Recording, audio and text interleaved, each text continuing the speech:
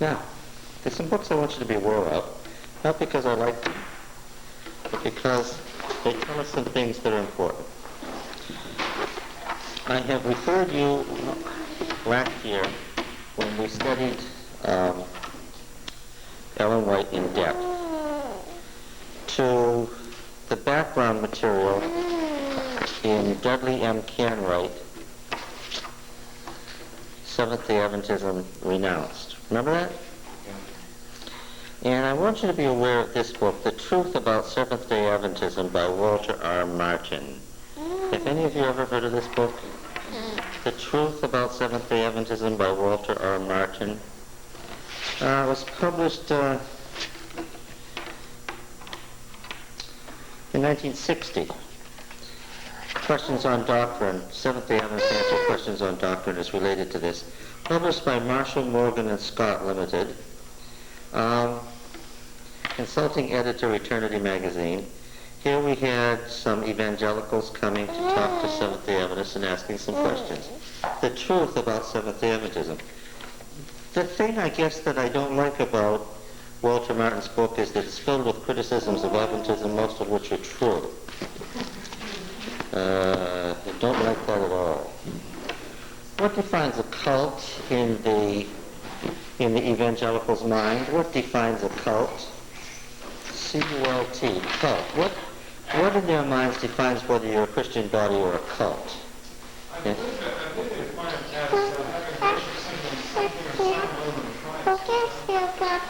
Whether they do what? I'm listening. Well, not worship. That's what I thought you said. Try it again. What? Yes, not recognize another authority than what? Than the Bible. If a body recognizes as a source of religious authority something other than the canon of Scripture, that defines a cult in modern evangelical thinking. What do you think of that? What do you think of that idea? What do you think of that? I want to hear some response. That's why we've been, as Adventists, because we have a lifestyle, if we lived it, somewhat different, if we followed, like say Ellen G. White's writing, and we put those before the Bible, we follow that. If you put them before the Bible? Yes. What do you mean by putting them before the Bible? I'm saying that if the Bible isn't clear on something, and we say, well, Ellen G. White says this, therefore this is the way it is. Has more than one point of view on it, and there might be a question, and I think that we leave ourselves open for that accusation. Well, what if the Bible is clear on something? Then you've got this. What if the Bible is not clear? Is clear on something. Is clear and it also supports that? Well, suppose she supports that, and you say, well, then I think it's a mute issue. If she opposes it and we choose her view over the Bible, then I think that we're to be called. If this definition well, I just want to hear what you think of the definition before I tell you what I think of it, and I want to hear kind of your response to it. Yeah. It puts Protestants in a bind because the Roman Catholic Church recognizes tradition above Scripture, and they don't call it a cult. They're there. Well, they did initially. But not more recently. Well, it's hard to call a billion people a cult. Exactly. But yes, I understand. The tradition being outside the canon of Scripture is a source of authority outside the Bible. Yeah, okay. Science enters into the equation. What? I'm not going to hear it. No, size, yes, size is really there. It really is.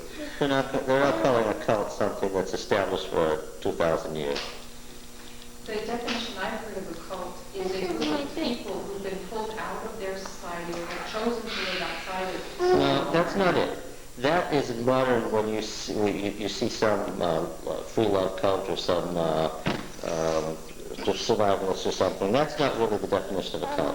The definition of a cult is somebody that some group that recognizes as a source of authority as a source of authority, something apart from the canon of the Bible.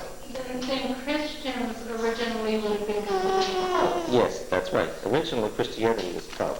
That has been noted by evangelicals. But under that definition, originally Christianity would have been, yes. Well, I think we are called when we say Ellen White says this and Ellen White says that, and use her as our authority. That pushes us into that category where we don't know enough to say the scripture says this and the scripture says that. I don't suppose you can get people like the Davidians can. Well, of course, the Davidians had a prophet outside. They had an ongoing prophet who took authority over the canon. All right, now, in relation to this question, let me remind you of what we spent 3 months on last summer. And if you weren't here, and this is new material, listen with your ears perked up. Ellen White had a vision in March of 1858 about the great controversy, didn't she? And she spent a lot of time writing that out. And when she was finished writing it out, she had how much material? 30 pages. Wow, that was a big vision. She had 30 pages. Right? And then there became spiritual gifts. And then after the spiritual gifts series, then came Spirit of Prophecy, volumes 1 to 4. And then spiritual gifts replaced by Spirit of Prophecy, volumes 1 to 4, became the Conflict of the Ages series. It got bigger and bigger and bigger and bigger. And where did all the material come from to move from the 30 pages to the 50,000 pages? Where did that come from? What? From her editors? She was part of a group. From her editors, from the things she read, from the material, the list of books in her library is over 500 at her death. She left a very large library in Australia when she left there after 9 years. Right? There are books aplenty. And do we know all of these books yet? Although we know hundreds of the sources, do we know them all yet? Even today, there are large batches of material where we don't know what the source was. But one thing we do know is as you read through a book like Patriarchs and Prophets, where did most of it come from? Not the theological structure, but the stuff. Where did it come from? No. Even the scriptures come from where? Let's get it clear. Even the scriptures come from where? Maybe so, but still in there. Wait. Let's get the idea. Let's not maneuver out of this. Where did that material come from? For instance, Edersheim's History of Israel in 7 volumes is the basic source for Patriarchs and Prophets. Now, here's a book I don't like. I don't like its style. I don't like its scholarship. I don't like its nasty attitude. I don't like the diction used in it.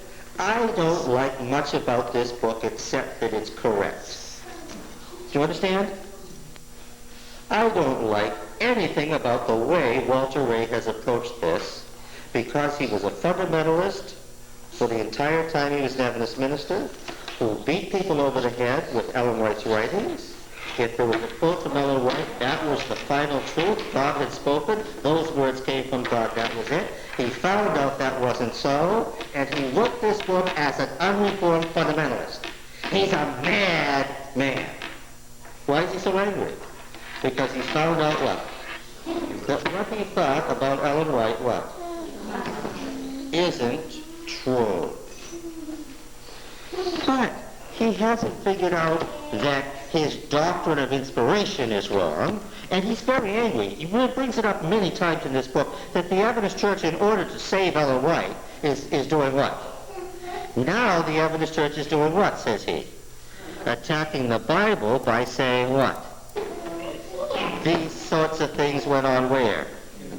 Well, Brother Ray, tough luck. If those are the facts, what? Then you have to live with them. Just like you want me and all the other Adventists to live with the facts about Ellen White. Face the facts, Glenell, that even the scripture quotations in the order they're introduced and the way they're interpreted comes from the source, not from Ellen White. If those are the facts, okay. But what do I want Elder Ray to know about the facts, about the Bible? What are the facts? What are the facts that we've found so far in the last 3 years? The Bible was constructed in the same. In the same way, from a variety of sources. Is it scientifically accurate in every part? No. This is why there's no more correct about geology, how coal is formed, and spiritual gifts, than the psalm is about what the earth sits on. Right? Lately, it has not been the theory that the earth is sitting on the underworld. That hasn't been the theory lately. That it's sitting on the water, that it's founded on the floods. Is that clear? In fact, that hasn't been the theory for quite a while now. But what? Is it still found in the Bible? We haven't been able to edit the Bible so that what? So that those statements what? Are still there. What about historical statements? Is the Bible correct in every historical statement? Part of our problem has been what?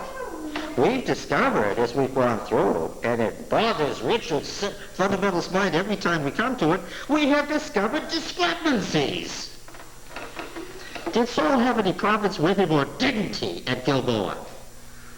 Well, that depends. What does it depend on, Richard? What you're reading one chapter or another in Samuel.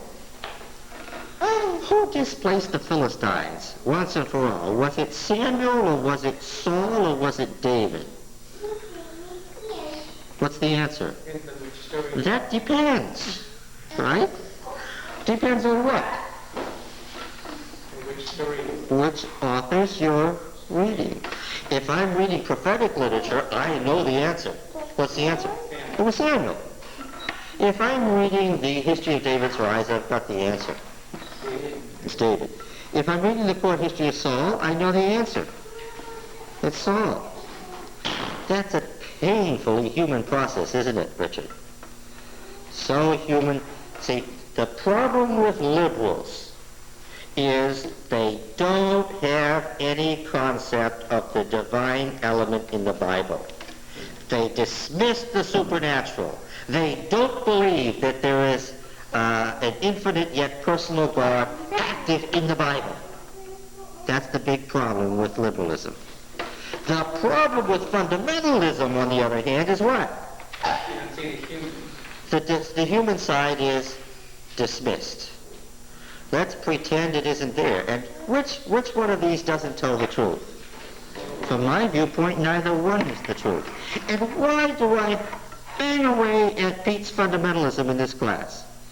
Because I know it's not true, and people who believe that end up disillusioned and write books like this. You understand? His theory of inspiration wasn't met by Ellen White. So he wrote a book titled The White Lie. Okay, so as I look through here, yeah, I see that sure enough, even the pictures came from where? Even the pictures. Page after page, the pictures of these Adventist books came from where? From the books, not only were the words taken over, but what? The illustrations. What about the chapter headings? Alfred Edersheim. Chapter 1, Creation. Ellen White, the Creation. Edersheim, the Fall, the Temptation of Fall. Cain and Abel. Seth and his descendants, Seth and Enoch. The flood, the flood. After the flood, after the flood. Babel, a confusion. The Tower of Babel. The calling of Abram, the calling of Abraham. Does any of this, you get the point? What am I telling you? That it's not merely words, it's what? Is it possible I might also get this from reading the book of Genesis? Another Every word for hundreds of pages? No, it's not possible, Pete.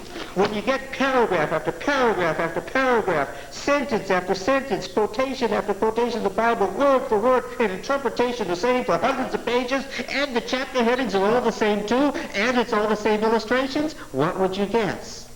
I'm only discussing the last thing in the chapter heading. But I'm telling you about this book. It's called The Patriarchs and Prophets. And what am I telling you? The arrival in Canaan, Abraham and Canaan. The trial of Abraham's faith, the test of Abraham, the destruction of Sodom, the marriage of Isaac. Jacob and Esau, Jacob is sent to Laban, Jacob's flight in exile, the night of wrestling, without any exceptions, without any missing and without additions. What am I telling you? When does using other sources become plagiarism? That was the question that LOL was asked. Okay. Now, why do I want you to remember this? Because this business of exegesis came up in the question of the daily in Daniel 9. Remember that? What did Ellen White tell Washburn and Hathsport and all those others? What? But they had a quotation that said that all the Millerites knew had the correct interpretation of the daily. Oh, that's pretty. Can you draw me another one?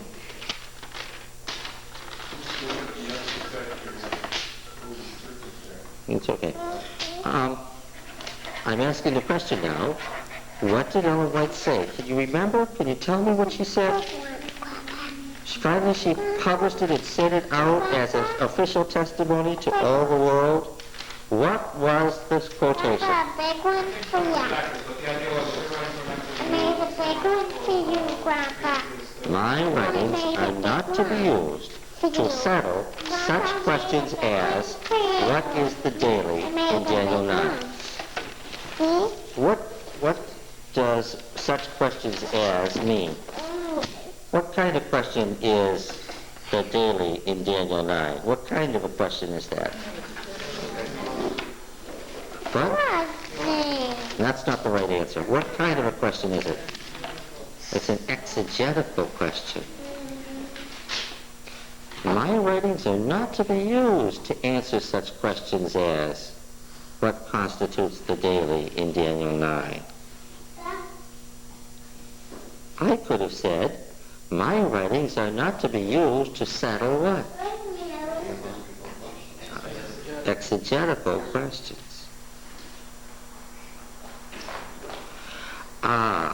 Well, what about,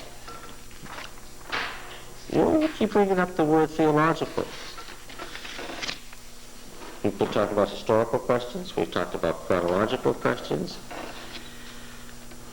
Is the question of what constitutes the daily in Daniel 9 a theological question? It is in every sense a theological question. It's the very essence of what biblical theology is. What did it mean? That was the issue.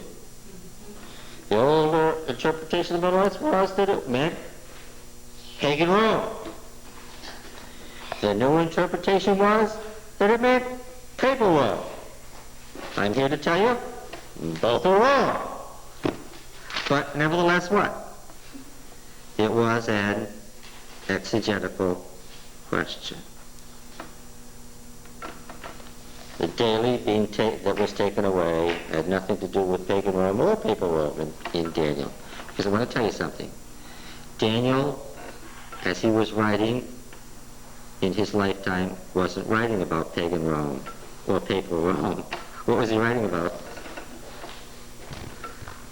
What was he writing about?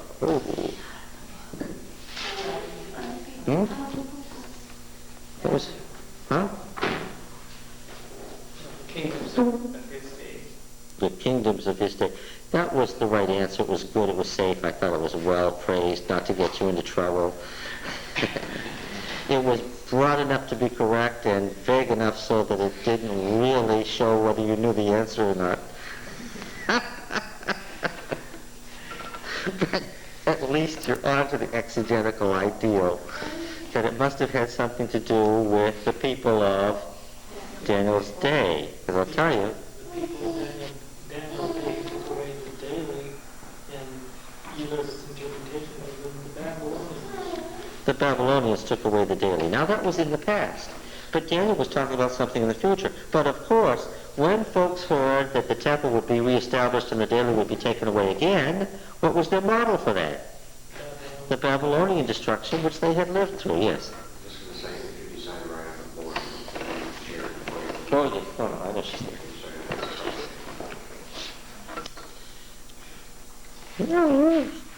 You know not to step on little ones. Once you have them around, you're aware that they're... Now,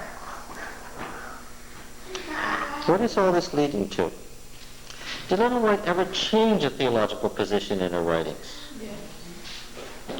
Oh, our friend Ray here has a chapter of where he's very irked about the fact that he shows various passages in Ellen White where you get one interpretation and then what?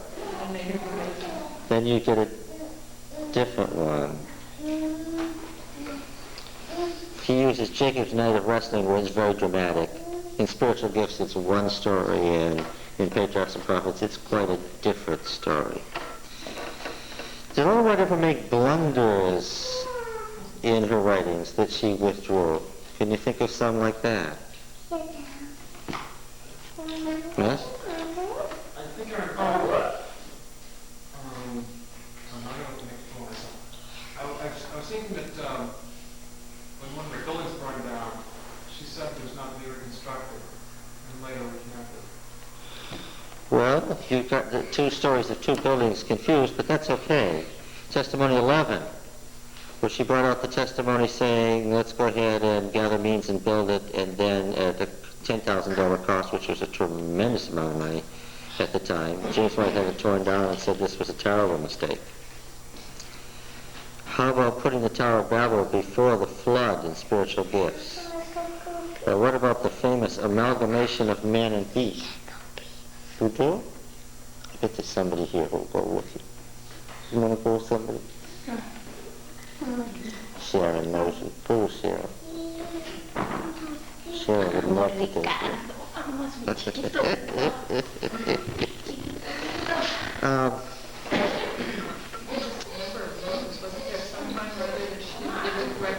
Oh, but see, that's kind of... But that's not what I'm talking about. I'm not talking about picky little things. I'm talking about theology, history, chronology, biblical interpretation. Big stuff. Like the Tower of Babel. You're talking about the great controversy, 1888 versus 1911. Oh. The 1880... Because there's a splendid group that has republished the 1888 Great Controversy, anybody can go read it. There's the chapter that says that Babylon does not refer to the Church of Rome. Those are the exact words. Check me. It's on tape. Go get the 1888 edition. Babylon does not refer to the Church of Rome. You see, when Adventists first came out, what was America made up of primarily? What kind of religions did they argue with? Protestants. But then came the potato famine and lots of other things, and what happened? Suddenly 40% of the population was Catholic. And the United States took on a whole different coloration. And it's still the biggest minority is Catholicism, isn't it? And suddenly Adventists weren't arguing with just Protestants anymore. So that now the 1911 edition was altered. It was W. Prescott who brought this to Ellen White's attention. Dr. Prescott was vilified and hated far and wide among Adventists because he kept saying things about the writings of Ellen White. The reason he kept saying things is he had so much to do with their creation. It was he who suggested the change that needed to be made in that sentence.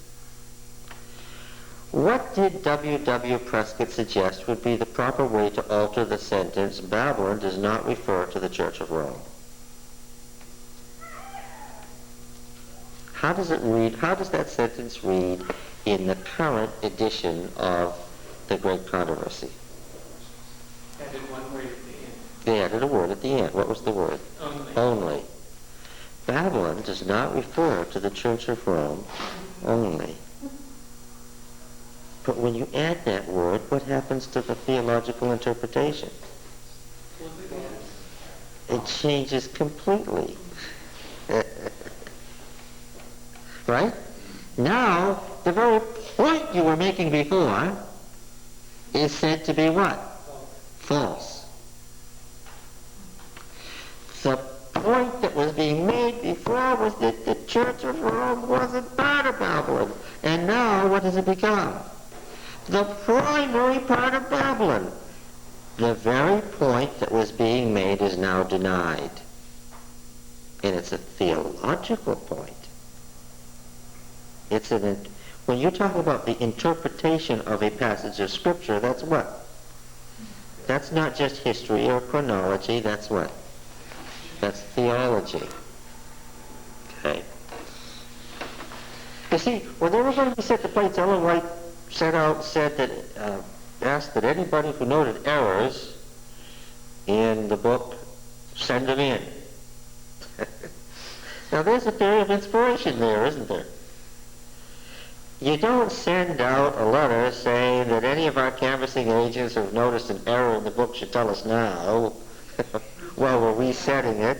Or recite its truth. Yes, because we don't want to get it set in type, right? Only to find out after the book is published that what? We're being attacked for something. What's the assumption that Ellen White's making? That there are errors. You see, the problem with F.D. Nichols' book, Ellen G. White No Critics, is that he keeps saying all the way through that Mrs. White wasn't infallible. It's just a problem that after hundreds and hundreds and hundreds of pages, he couldn't find any mistakes she'd made. So what happens when you have a fallible prophet you just can't find anything she did wrong? What's the net result of that? Somebody says you need to do less. The Baptist looking on saying, what? Okay. Now our argument with the Baptist is, look, you folks in the Southern Baptist Convention are mostly fundamentalists. Your problem isn't with Ellen White. Let's give you the bad news and face right onto it. Your problem is what? Your problem is with the Bible. If you will read it line by line, like we're doing in this class, you're going to find what? One of those days you're going to find a what? You're going to find a mistake or a discrepancy, and then what? Then you have to decide, what are we going to do about this? Okay? Yeah. Well, he does note that beginning with Neil Wilson, that the letters that Neil Wilson wrote in the review says that, yes, Ellen White borrowed on all sorts of things, even theological things. Now, the reason this is of interest to us right now is that there's a comment or two in Patriarchs and Prophets about 1 Samuel 28. Huh? Did anybody think to look in Patriarchs and Prophets to see what Ellen White may have said about this? By the way, I want you to know, I never do an exegesis of any verse where I haven't read the Ellen White statements first. A lot of times in this class we start to do application. Talk about the spiritual application, and if you rise at all, you've noticed that most of those applications are what Ellen White. Not the exegetical, but the contemporary application. Because, of course, that's what the writings of Ellen White are for. What are they not for? According to her. They're not for exegesis. According to her. Then what are they for, according to her? Well, I read the first chapter, Selected Messages. What are they for? For spiritual application to the conditions and situation of the church today. Okay? So, what would I say? I would say, I have to take Ellen White on her terms. You don't get to take Ellen White on your terms. The White Estate doesn't get to take Ellen White on their terms. Walter Rea doesn't get to take Ellen White on his terms. What do we have to do? To be intellectually honest, what do we have to do? Listen to her. We have to take her at her word, that this is the word of the Lord to the church today, but it's not to be used to settle such questions as what constitutes the daily in Daniel 9, which is a terrifically important question, because if you don't know that, you don't have an exegetical past meaning for the whole book of Daniel. Without knowing what 8 and 9 are about, none of the chapters in either direction mean anything. That's the key question, folks. What is this about here, this temple destruction in 8 and 9? That's what the whole book is centered on. That's the center of the book. If I can't use Ellen White's writings to settle that, then what am I going to say? Then the writings aren't there to help me settle any exegetical question. Well, what did she say about this event in 1 Samuel 28?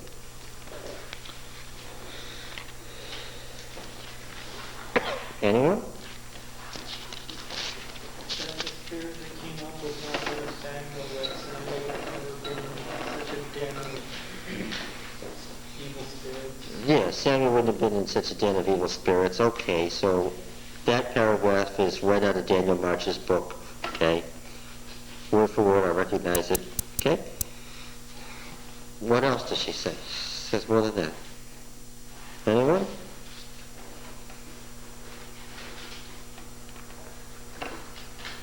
Had a quote from Patriarchs and Prophets, one of these. That's what we're looking for. What he said, but it says that it was not God's holy prophet that came forth at the spell of the sorcerer's incantation. Samuel was not present in that hunt of evil spirits. That supernatural appearance was produced solely by the power of Satan. He could as easily assume the form of Samuel as he could assume that of an angel of light when he tempted Christ in the wilderness. Okay, this statement is either correct or it's not. What text does Mrs. White use to buttress this interpretation? I should say, what text does J.N. Andrews use to buttress this interpretation? Since the passage you just read is a quotation from somebody else. What text is used? Probably Ecclesiastes. No. 1 Chronicles 10. 1 Chronicles 10, verse 13. And this will only work if somebody has a King James version of the Bible here. I've told you a number of times you shouldn't be bringing a King James to this class. If you want to end up in false teaching, then use a King James. It's not good for exegesis. Did somebody bring a King James? You have one? Read slowly and distinctly and powerfully 1 Chronicles 10:13. So Saul died for his transgression which he committed against the Lord, even against the word of the Lord, which he kept not, and also for asking counsel of one that had a familiar spirit to inquire it. Okay, there it is. Did you all hear it? Here it is distinctly stated that Saul inquired of a familiar spirit and not of the Lord. Check me out, you have it on tape, those are Ellen White's exact words.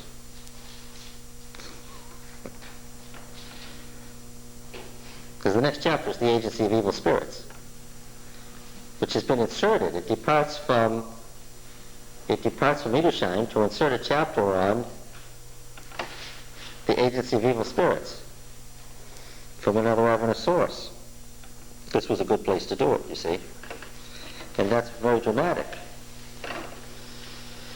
Now, the statement, here it is distinctly stated that Saul inquired of a familiar spirit and not of the Lord, is correct insofar as it goes. Read that verse again. So Saul died for his transgression which he committed against the Lord, even against the word of the Lord, which he kept not, and also for asking counsel of one that had a familiar spirit to inquire. What is familiar? Well, that's exactly where we're at. Does somebody have a modern translation of the same verse? Not a translation that's written in Shakespearean English based on a banned manuscript and 400 years old? New Revised Standard Version. Okay, read the New Revised Standard Version slowly and distinctly.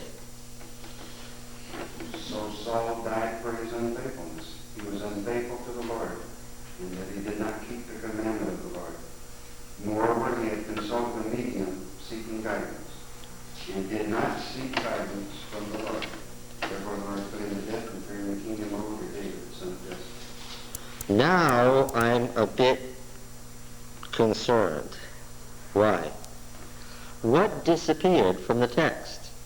Familiar spirit. It said in the passage that he consulted a familiar spirit to inquire of it. That's what I heard. And this hasn't talked about a medium. A medium, and I didn't hear anything about to inquire of it. Read that again. Seeking guidance. Seeking guidance. Lit Roche. To seek guidance.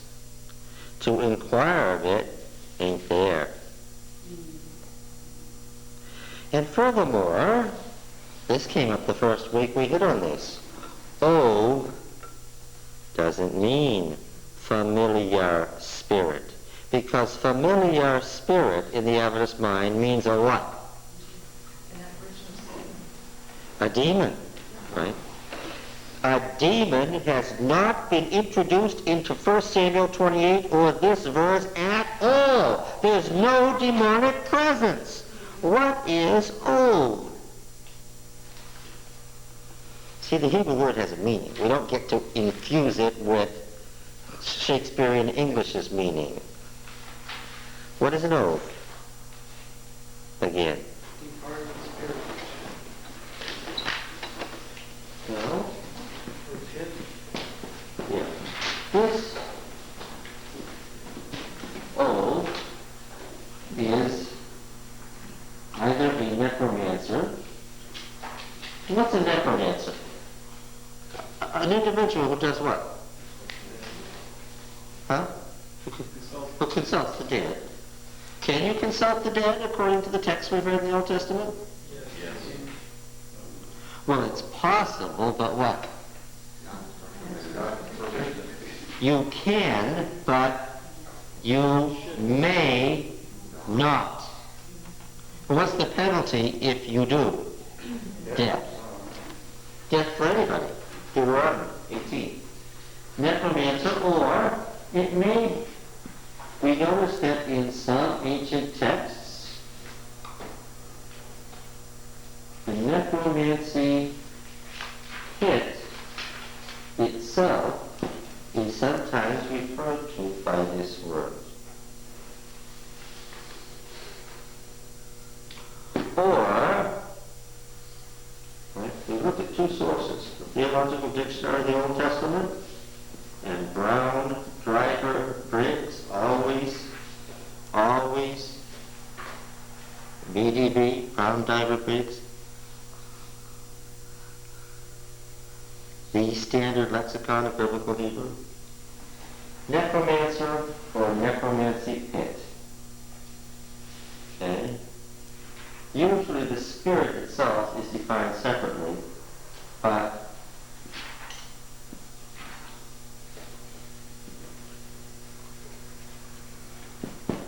dead spirit in general lies behind the necromancer. Not in the necromancer, but is what the necromancer communicates with. Are the dead spirits totally unconscious and incapable of communication? No, but what? They have no power. They have no control over the future. They must not be regarded as gods, right? That's the biblical view. So, how much closer, now that we've studied the Old Testament view, are we to Shirley MacLaine? How much closer are we? We haven't gotten any closer. We'd say, surely, surely, surely, if we were back in biblical times, we'd have to stone you for what you say, okay? So this doesn't give us, does this make us any closer to spirits, the spiritists? No. Okay. Now, the problem here is that we have this word. And so the text says, so Saul died for his unfaithfulness, that in which he was unfaithful against Yahweh, concerning Devar Yahweh, the word of Yahweh. Devar often means the command or the requirement or the decree of Yahweh. Devar also, in its simplest term, means the word of Yahweh. And that he was unfaithful against the word of Yahweh, concerning the word of Yahweh that he did not observe or keep. Shemer means to observe, to keep, to practice. Observances. We practice the observance of the Sabbath. That's what Shemer means, to keep. When we say keep the Sabbath or observe the Sabbath, it's the same word. Which he did not keep.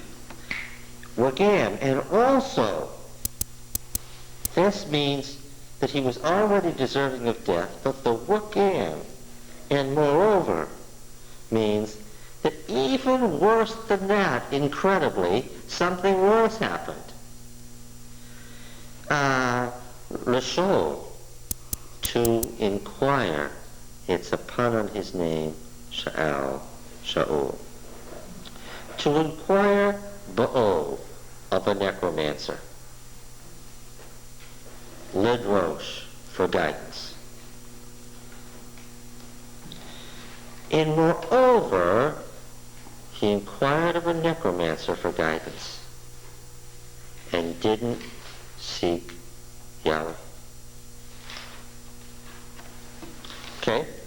Now, what G. N. Andrews was doing was basing his interpretation on a Bible verse. Right? He was basing his interpretation on a Bible verse. And the verse he found said what? That Saul inquired of a familiar spirit to seek guidance of it. But it isn't there. Richard, look at that word, lidrosh, the last word in verse 13. The very last word in verse 13.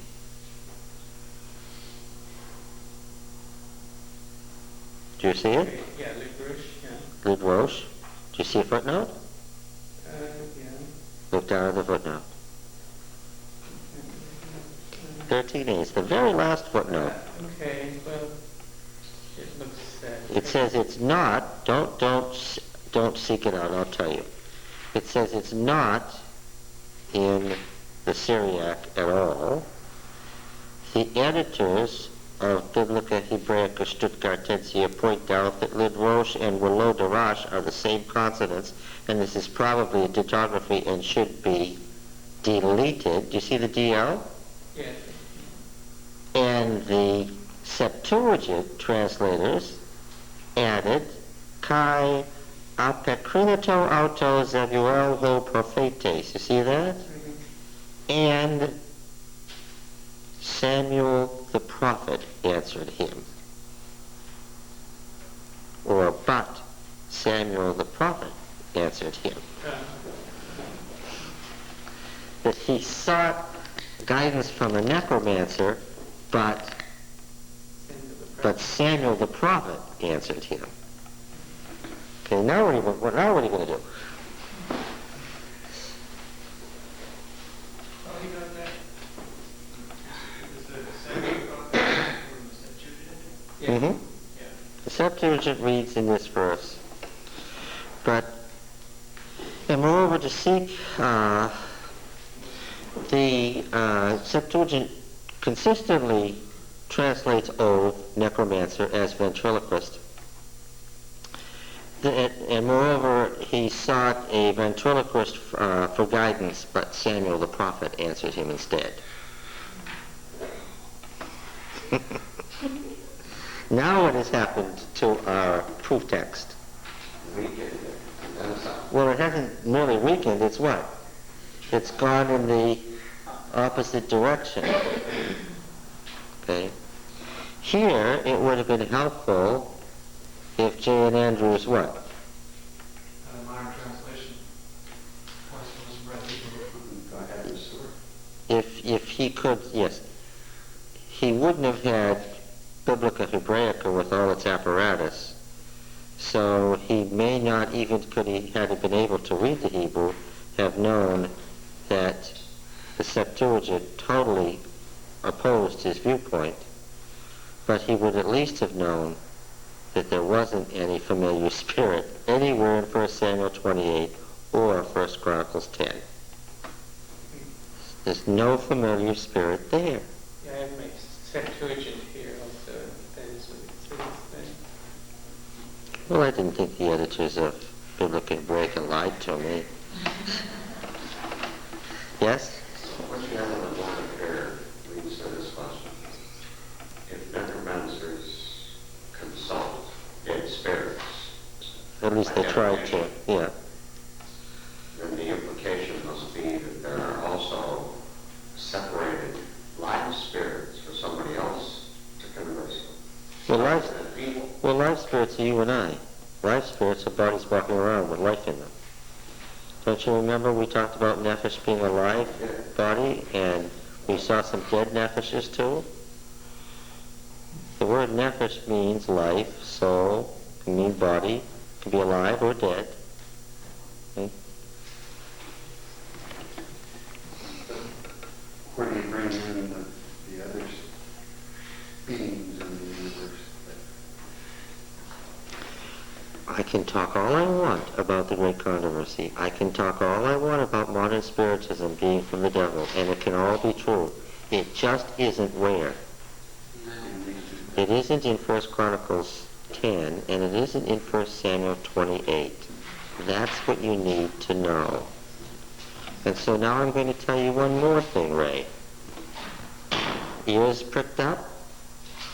The Ellen White passage you read, the quotation you read from J. N. Andrews is, everybody listening, is what? Wrong. It is incorrect. Is that possible? Is that possible? No, that's not possible, is it? Well, that's not possible, is it? Yes, he also quotes that. Wait. Don't be in such a rush. What did you say? I said yes, it is possible. It is possible for an inspired person to be wrong? Is that possible? Well, of course, that's the definition of inspiration that Ellen White taught that we find in First Selected Message, Chapter 1. That is indeed the theory of inspiration she operated under. And I think that's interesting that she would operate under such a theory of inspiration because she was claiming inspiration for herself. And what was she saying? Regardless of what may have been the facts about the inspiration of the biblical prophet, she was saying what? This is how it works for me. I can make mistakes, yes. Yeah. Biblical prophets were wrong sometimes too. You can stand them. Yeah. But I'm sure that when Samuel wrote the Constitution of Israel that we now find in Deuteronomy, he thought that he had gotten it so, the power is so completely separated that what? That they could make this work. And how would you say, what would you say about that? If ever there was a spectacular failure on a grand scale, it was what? Samuel's attempt to set up a monarchy that would be safe. Yes. Tie this in with the lesson study today, when you said, God's sovereign, He's in control. The only thing we really have to do is to decide whether we stay with God or whether we don't. This text goes ahead and talks about that very idea. Yeah. The Lord put him to death, not because he turned away from, not because God turned away from him, but because he turned away from God. Yes. That was really the only choice. Everything else Saul did was pretty much in the plan and the scheme. Exactly. Yes. Similarity of essence, similarity of appearance equals similarity of essence, Richard. They really did believe that. That wasn't just a parable. They believed that.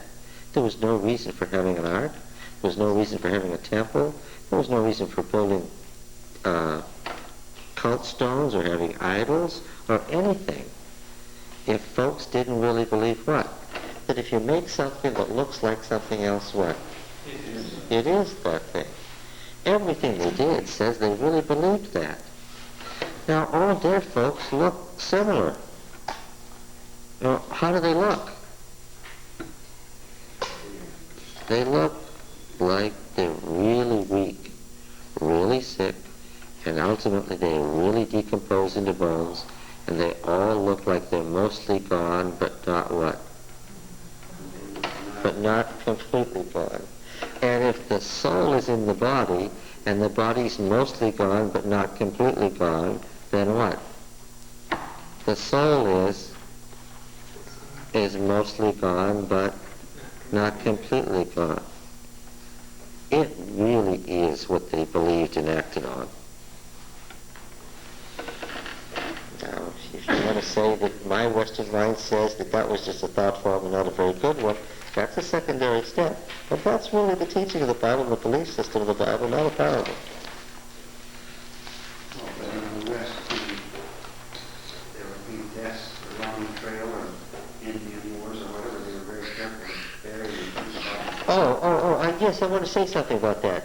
But the reason that the kings of Europe look like the kings of the Old Testament, the reason that the courts of kings in the Middle Ages in Europe look like the Old Testament is what? European civilization was modeled on the Bible. And the Old Testament wasn't ignored to the virtual exclusion of the Old Testament in favor of the little piece of the Bible, the one quarter of the Bible that's the New Testament. That's a distinctly modern Protestant thing. Right? That's a thing when people started thinking that Paul's letters were the Bible, and specifically that Romans and Galatians are the whole Bible, and that the only thing you should talk about is righteousness by faith. That's a very distinctly modern phenomenon. Europe was based on a biblical model, and in this biblical model, what happened to dead folks? What are you supposed to do? Take care of their bones. Why? It's important to build a tomb and preserve their bones. And it was harder to do that in Europe, but they went to great lengths to do that. Why? They saw, we of course think that nobody understood anything about the Bible from 500 AD to 1500 AD, that the 1,000 years in there until the Protestant Reformation meant that the Bible was just unknown. That really isn't true at all. The problem is that most people were serfs and couldn't read. For those who could read, what? Did. Where were all those Bibles? In the churches. Yes, in all those churches and monastery houses, which were where? Everywhere. I suspect there was many Bibles and as much knowledge of the Bible in Europe in 1000 AD as there was in ancient Israel. You understand? Where most people were serfs and a lot of Israelites were half-pagan too. Right? So, yes, they model themselves consciously, and they model death and what you should do with a dead person on the Old Testament ideal that what happens to good people is what? Let's go, Papa. Now? Yeah, Let's go. no, a couple minutes, we're almost done. Come on. Okay, in a minute. Let's go. Can you wait just a minute? Ricky, you want to go outside again? No, it's okay. What did they do with bad dead folks in the Middle Ages? What? One of the things they did was they burned them. Why? What? What's your name? Yes, to annihilate them, because they found out where? What's your name? The Bible.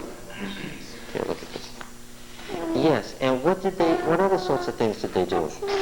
They would take people and put them on a wheel and leave them there or in a cage, their bodies hanging, so that what? Why? Because they read that where? In the Bible. Where did those horrible things come from? They came out of the Bible. Yes. Okay.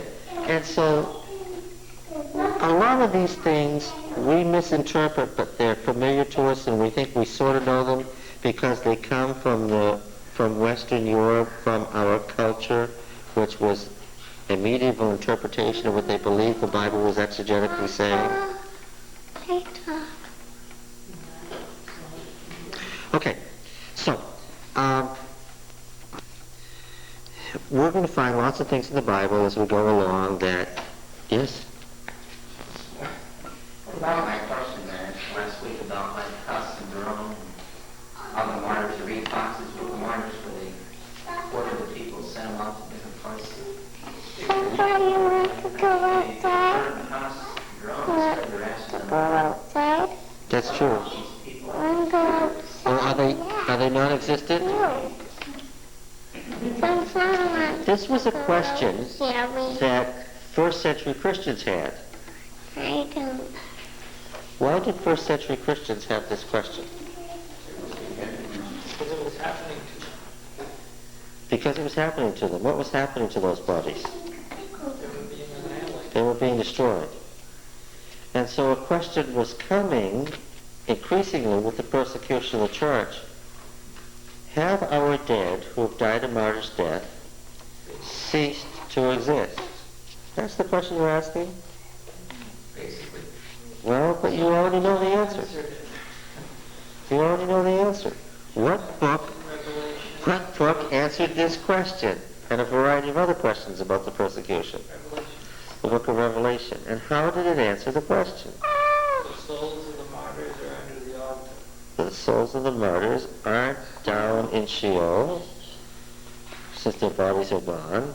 Where have they gone? Revelation, what is it, 7? It is a later development. It is to answer the question that he insists on asking. Right? Since we can't get rid of your question, I guess the easiest thing to do is just answer it, huh? At least you have to give him credit like the importunate widow, right?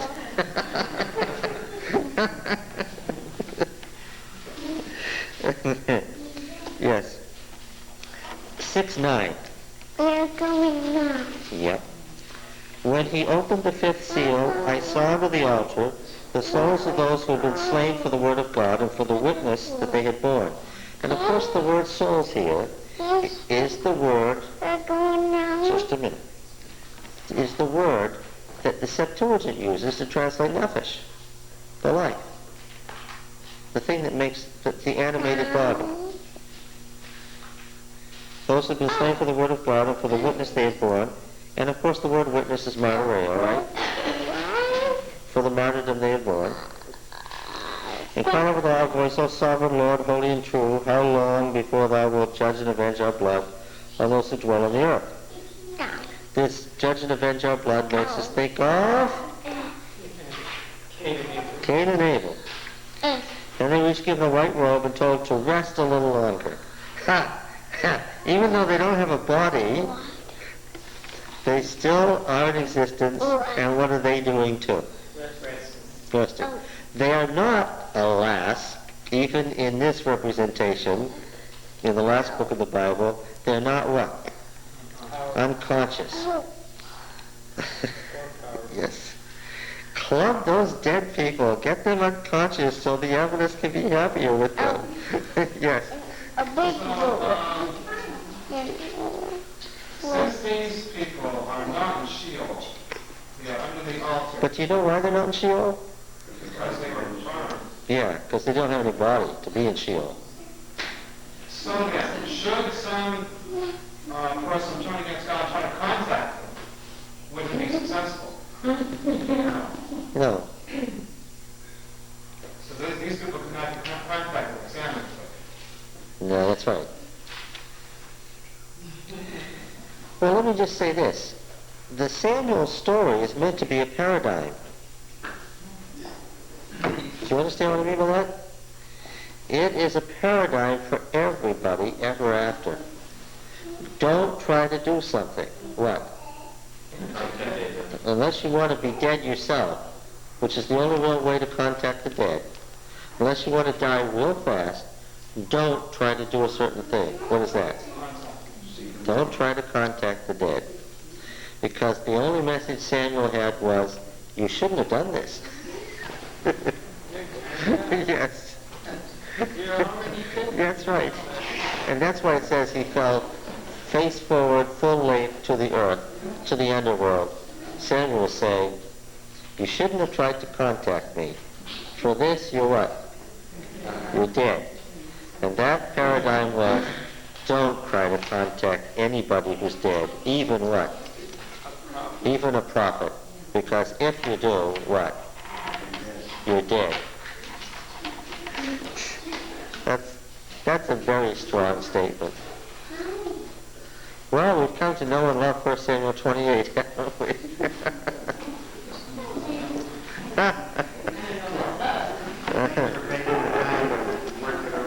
What? Yes. Then there's a group of people in Costa Rica who are going to have to see these videos and work around it too. They're quite worried about them, John. Well, but that may have other reasons, but the thing is, of course, that's true. Now, remember how Christ taught people?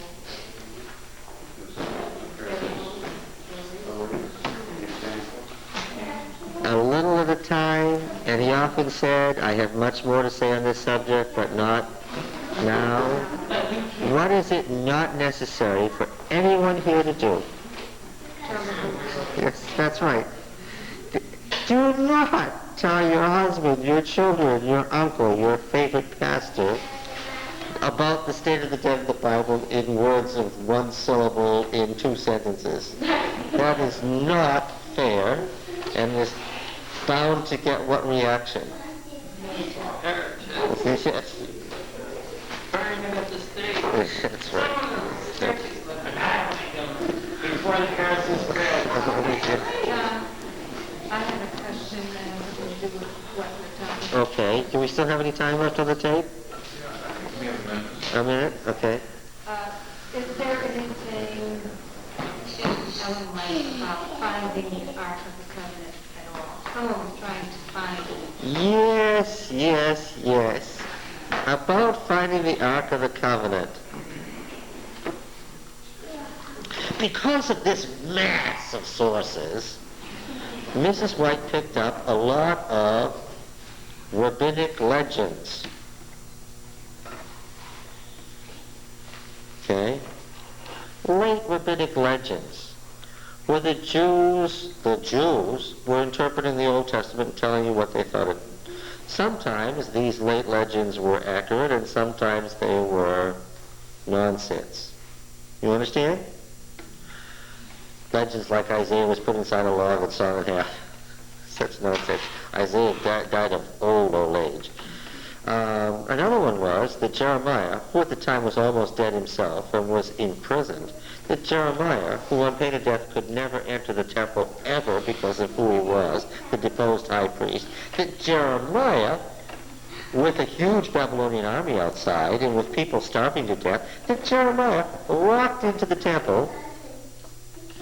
I don't know what the real high priest and the rest of the priesthood of the temple, the ward of the temple, were doing while this happened, and took the ark and walked out through the locked gates of Jerusalem and through the Babylonian armies and secreted the ark in the cave somewhere. And what would I say to Jeremiah? certainly strong. Of all the things you did, that is absolutely the most amazing feat that you accomplished in your otherwise fascinating life. You took the ark and hid it in the cave in the middle of the Babylonian War when the Babylonians were just ready to destroy Jerusalem. And what would I say about this pious legend? Nonsense. Absolute nonsense. Total nonsense. Never happened. The ark was already gone long before the time of Jeremiah. He comments on the lack of the ark.